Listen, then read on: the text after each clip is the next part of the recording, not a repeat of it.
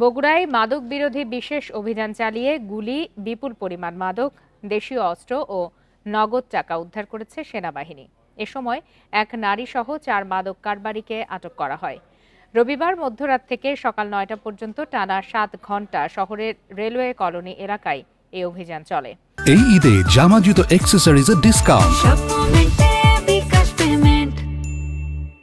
Captain জানে আলম সাদিফ ও lieutenant আল ফাহাদের নেতৃত্বে সেনাবাহিনীর 50 সদস্য অভিযানে অংশ নেন। তারা কলোনি এলাকার অন্তত 50টি বাড়ি ঘিরে তল্লাশি চালান।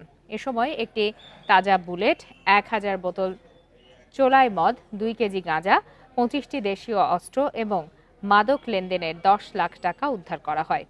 আটককৃতদের সদর থানায় হস্তান্তর করা হয়েছে। এর আগে শুক্রবার চক সূত্রাপুর কলোনিতে অভিযান চালিয়ে মাদক, অস্ত্রসহ 4 জনকে গ্রেপ্তার করে সেনাবাহিনী।